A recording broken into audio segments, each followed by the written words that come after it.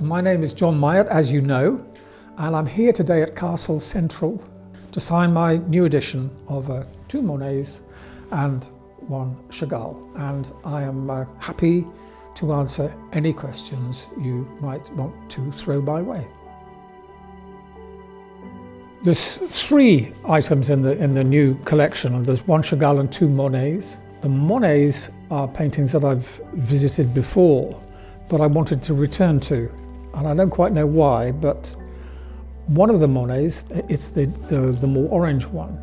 I started that, I looked at the catalogue number on it, and it was way back in something like 2002, 2003. And I'd been working on that on and off for something like 16 years. And just looking at it and thinking, oh no, that's not quite right, and just do a little bit more here, a bit, you know. And it's pretty much the way he worked anyway.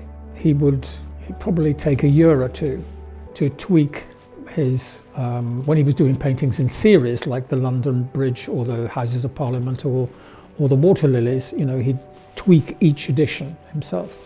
I thought it was quite nice that I was kind of doing the same thing as he was. This one, on the other hand, was one of those miraculous paintings that just everything fell, all the ducks fell in a row. It was one of the most remarkable works I'd ever done. And I remember reading about him and Whistler together, and Whistler used to call his paintings Harmony and I thought that'd be a good title for this. You know, Harmony in blue and yellow or something would be a good way, because everything worked straight away. There was a point where I carried on working, and I know I'm just making it worse now. I'm losing it. And when I felt the painting slipping away from me, I stopped, pulled back, repaired what I'd done, and left it. And the other one, the warmer, the orangey one, was exactly the opposite of that. It was year on year, really, just going, oh, not quite right yet, you know. And it just goes to show, you know, I don't think I'll do any more Morning on the Seine. I think I've done that now. I'm over that one. But it was very interesting to put the two together. Now this one, the Chagall, again, was something that was many, many years, I would say 6 or 7 years in the making. And it started off with a simple drawing by Chagall of the artist sitting at his easel, and there was an angel floating on top of it, and it was the inspiration of the artist. It was about that, you know, why and how do artists get their ideas, what inspires them, and how does it happen? Chagall probably experienced what a lot of us do, and that is it's kind of an exterior thing that just happens to you. You don't kind of, you know, wind it up and go, here comes the inspiration. It doesn't happen like that. It just happens randomly, actually. Chagall was very interested in wedding couples, so I thought, well, there's an idea.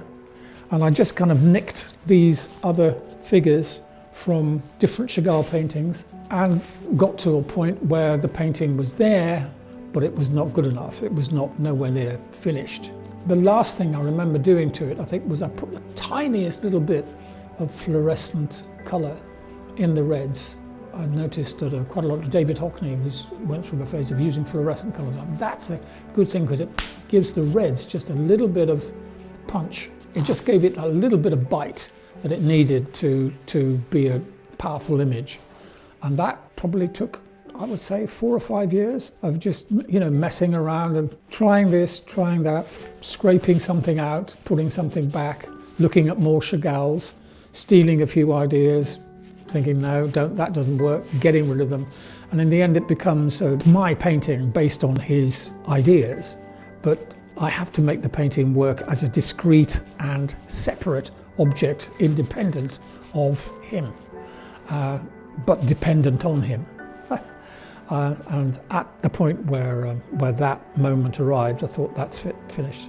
I then had it. I must have kept it around the house for quite a while, hung it up in the sitting room, and I was quite reluctant to let it go, because I'd lived with it for so long, a bit like the other Monet, you know, I'd had for all that time. In the end, you kind of think, oh no, it's mine. On the other hand, it lets the painting have a life of its own. It sends it out, and particularly what we do here at Castle Fine Art is you do really high quality prints of the image. So it's not just the one image, but the painting now has a life right the way, all over the place. I think, well, that's just a brilliant thing, isn't it? Because it's, instead of the painting just sitting in my sitting room, it's anywhere it needs to be. And I mean, I'm proud of what I do. We've sold Monets to people. None of us in this room could afford a Monet, not even a drawing by Monet. But we can facilitate that ownership through what we do here. And the pleasure that brings to people, the ownership pleasure that it brings to people is priceless.